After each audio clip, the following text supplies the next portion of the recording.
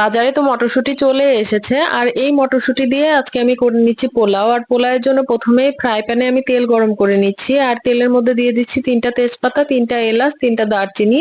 দিয়ে এবার আমি হাফ কাপ পরিমাণ পেঁয়াজ দিয়ে দিয়েছি।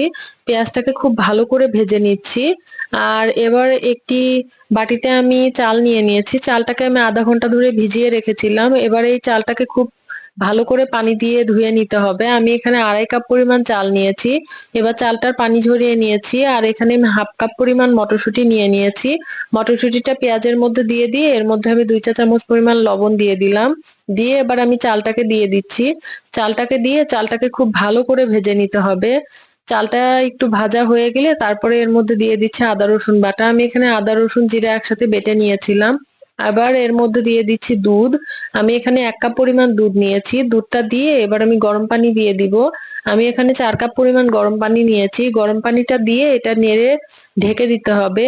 এ তো দেখছেন আমার পোলাওটা প্রায় হাফ ডান। এবার আমি এটাকে নেড়ে দিয়ে দমে দিয়ে দিব। এ তো দমে দিয়ে দিয়েছি। এবার আমি পোলাওয়ের ঢাকনাটা খুলে নিয়ে এর মধ্যে দিয়ে দিব কাঁচামরিচ। 5-6টা কাঁচামরিচ দিয়ে দিয়েছি, আর দিয়ে দিয়েছি 1 মুঠো বাদাম। আমি চীনা বাদাম দিয়েছি। বাদামটা দিয়ে এটাও আমার পোলাও হয়ে গিয়েছে। আপনারা এভাবে ট্রাই করবেন। সবাই ভালো থাকবেন। আল্লাহ হাফেজ।